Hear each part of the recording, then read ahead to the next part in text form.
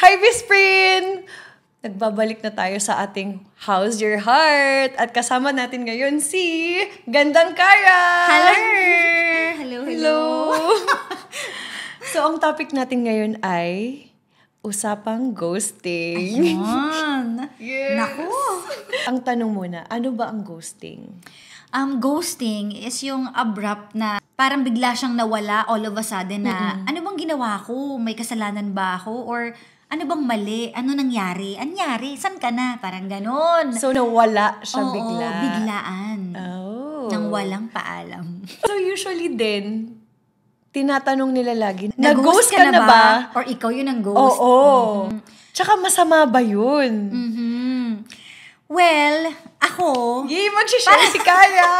Share ko na ba? Sige, go please. Parang wala pa naman ako masyado maalala na nag-ghost ako.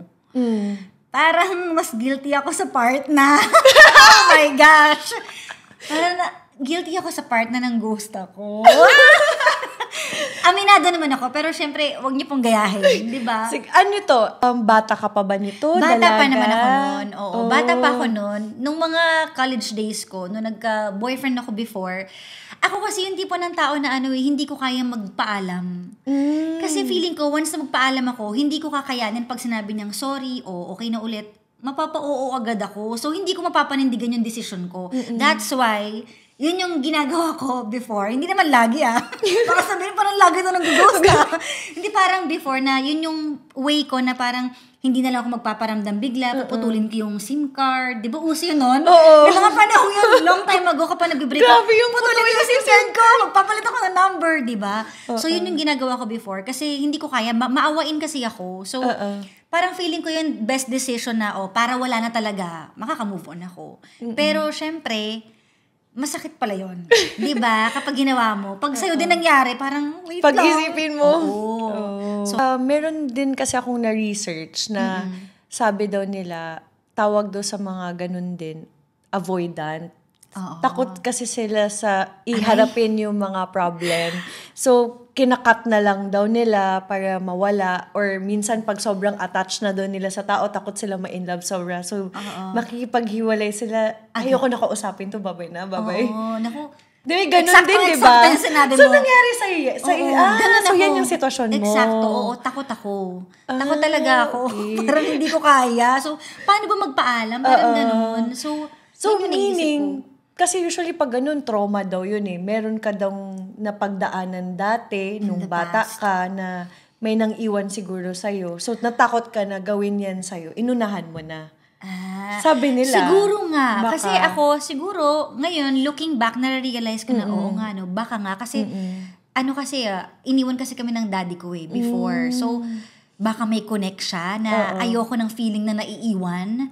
Yung ganun, ayoko ng feeling ng may paalamanan. Kaya, na lang, wala nang formal goodbye. Basta lumayo na lang. Kaya siguro ganun din. So, yun.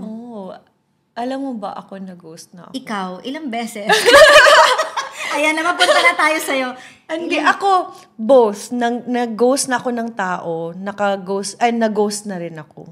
Oo. Ano yung nauna doon? Yung ikaw yung nag-ghost? Marami akong ginost naman. So, nauna ka? Oo, pero iba-ibang Iba-iba. Kasi, hindi kasi loko-loko talaga ako nung bata. Sa bagay, nung bata tayo, marami tayong ginagawang bagay na Mahilig ako yung, sige tayo na 2 days lang. Tapos sabi, ayoko na sa kanya. Hindi ko na siya pansinin. Okay. Pero teenager pa ako kasi ako nun. Yung naman, yung dinate ko before, actually, Sige. Sige. Ayoko na. Artista kasi yun. Ginost niya ako. Ginost ka? Bakit ka ginost? Ano na yung reason kung ba't ka ginost? MU na kami. Tapos parang hindi pa pala siya ready pala mag-commit talaga. Paano mo nalaman na hindi siya ready mag-commit after na nung nagbabae na siya sobra tuloy. Pero nagkausap pa kayo after ng ghosting na naganap? Hindi ko na siya pinansin. Kasi for me, kasi parang, ano yun? Ba't mo pa ako dinate? So, nung ginost ka niya, parang nabalitaan mo na may mga iba na siyang dinedate, ganon? Oo, madami. Pero na-hurt ako kasi nagkaroon ako ng na-like ko siya eh. So feeling mo parang magko-continue na sana to tapos naudlot, ganon. Asa na siya ngayon? Hindi ko alam. Chismis pala to. Kaya yung tanong, masama ba mag-ghost?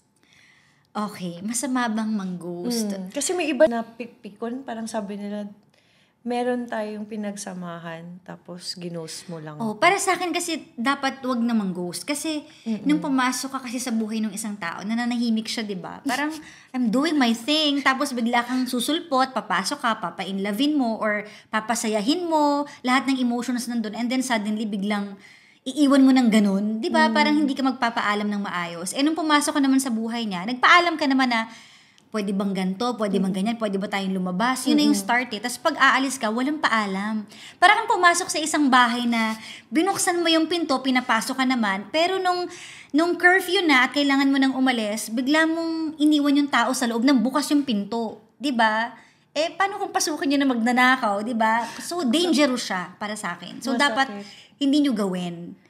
Feeling ko naman sa ibang instances, mahirap din. Kasi for example, paano kung nananakit siya physically, abuse ka, or di ba iba din yung sitwasyon na ganun. Siguro, tapos nag-ghost siya. Feeling ko naman, yun yung may mga karapatan mag-ghost. Yes, oo naman. Feeling ko yun lang. Pero yung mga ganyang sitwasyon, siguro, depende rin talaga sa sitwasyon. Kung diba? Kasi yung iba din naman, kahit sinasaktan na sila, parang hindi nila kayang magpaalam until dumating yung time na, shucks, sagad na ako bahala ka na, hindi na magpapaalam, walk away na talaga ako. Parang may deserve, reason naman.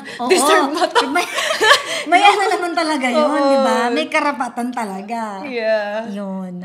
So, anong advice mo sa mga nanggo-ghost, tsaka may balak mag-ghost? Siguro kasi, nakakababa kasi ng yung pag ginost ka, disrespect mo sa sarili mo na, bakit ako ginanon? Oo. So, sana wag niyo ibigay yun sa ibang tao. Kumbaga, i-respect nyo na lang yung mga taong pinapasok nyo yung mga buhay nila. Lumabas din kayo na maayos. Magpaalam din kayo na maayos. Di ba? Yeah.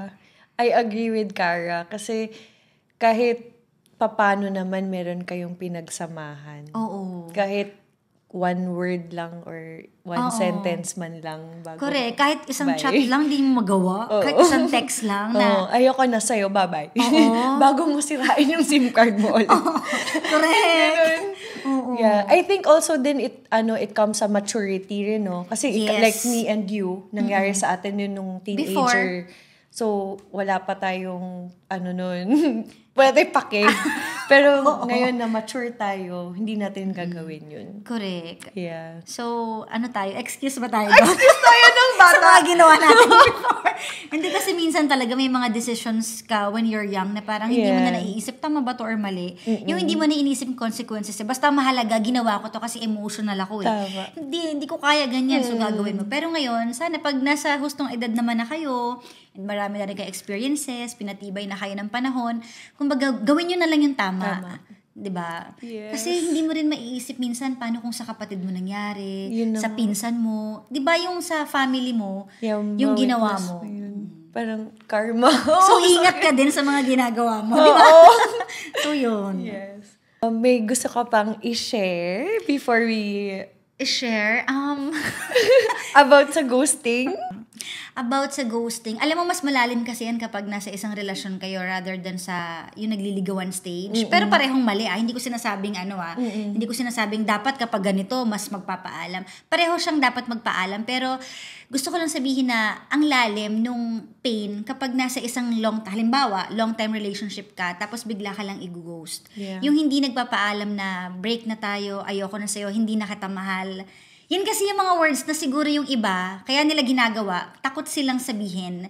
Siguro yung kagaya ko before na naaawa ako pag nasabi ko yun. Pero mas harapin natin yung reality. Yun yung totoo Kailangan mong sabihin na wala ka ng pagmamahal kung wala man. Or, di ba yung iba sinasabi pa na I'm in love with someone else? Kahit nakakadurog, di ba? Yeah. Mas gusto ko yun. Na sinasabi sa'yo? Oo. Narinig mo na may mga words? Wait lang. Wala. Sinabi lang niya hanapin niya sarili niya. Pero alam mo sa utak mo na yung word na yun may kasunod yun na baka may iba. Naisip mo yun? Oo naman. Feeling ko instinct din ng babae. Sa bagay. Kasi malalaman mo yung actions na ano nangyari, biglang nagbabago. At saka feeling ko, yung mga naiwan naman na na-ghost, ang hirap din ng yung coping up. Yung proseso na paano ko to tatanggapin. Tapos, at the back of your mind, iniisip mo na baka bumalik pa siya, baka nagpahinga lang siya. Minsan may ganun tayo na kapag Oh my gosh, nawala. nakarelate ako. Kasi walang period Parang isang sentence na may kama pero walang period.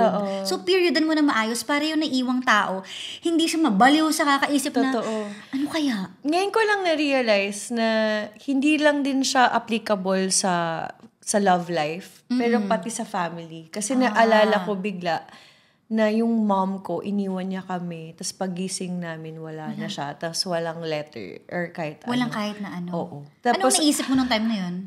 tinanong namin papa namin, nasaan siya. Hindi rin alam ng dad ko. So wala rin paalam sa kanya? Wala. After 6 months pa siya tumawag. Tapos biglang, hi nak, nasa States ako. Oh! Tapos hindi na ako babalik dyan. Parang, okay, ganun. Yun lang.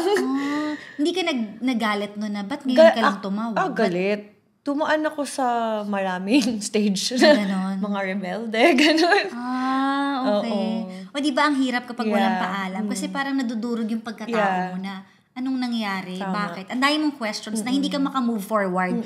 Kasi yung mga tanong mo lahat, hindi masagot isa-isa. Na hindi rin masagot ng dad ko. Kasi hindi niya rin alam anong ginawa niya. Oo. Yung walang sasagot, saan ako kukuha ng sagot sa mga tanong ko? Walang paalam. Diba? So nakakadurog siya ng pagkatao, guys. So huwag niyong gawin. Totoo yan. It took me ilang years din Mga to ilang forgive. years? 4, 5. Ang tagal din Oo. O diba? May effect talaga siya. May effect siya as a kid. Kasi bata ako noon Nakapag-usap 11. kayo noon na anong reason mo? Na in love sa iba. So bakit daw hindi siya nagpaalam? Yan ang magandang tanong. Hindi ko rin alam. Until now? Feeling ko duwag. So parang natatakot siya na harapin or sabihin yung totoo nung time na yun siguro. Kasi kahit ako, ba't bigla na lang nawala? Hindi naman lang love letter or like, wala talaga. Walang trace. Kala nga namin may nangyari sa kanya masama Tsaka nakakatakot kasi parang nag-iisip ka na, okay pa ba siya? Ganon. Totoo yan. Tsaka nakaka-affect yan pagtanda mo. So, paano ka naapektuhan nun? Nung nangyaring yun sa mommy mo? Ako, mahilig ako hindi makipag-usap masyado sa mga tao dati. Parang hindi ako vocal. Uy, alam mo, pareho tayo. Hindi ako vocal. Parang gugulat lang ng mga tao, hindi nila alam yung mga hinanakit ko. Parang sinasarili mo na lang. Ganon. Nag-iba. Ako naman, takot ako magpapasok ng mga tao sa buhay ko. That's why sobrang konti ng friends ko. Diba? Yes, naalala ko yan. Nasa daliri lang. Takot ako lagi. Kasi sila feeling ko, Amira lang. Feeling ko, iiwan ka din naman. Feeling ko, may gantong mangyayari. So parang, na-immune ako sa fact na, hindi, dapat mag-isa ka lang. Dapat kaya mo mag-isa. Parang gano'n. Yeah. So may effect siya. Ako, akala nila, happy, walang problema. Pero hindi nila alam, dinidibdib ko lahat. Mag-isa, ganyan. Ganun. Anyway, so ko mag-thank you, Kara, sa aking episode for Thank you ghosting. din. Oo nga. At manonood tayo sa kanyang podcast. What's the name of your podcast? Gandang Kara. Uy, watch natin! Hanapin nyo lang sa Spotify. Gandang Kara. And also YouTube. Ina-upload mo din. Ina-upload ko. Heart Stories naman yung akin Heart Stories with Gandang Kara. So, yan. Thank you! Thank you for so much. watching. Nag-enjoy ako, Thank you, amiga. Miss Prince. Thank you. Thank you so much.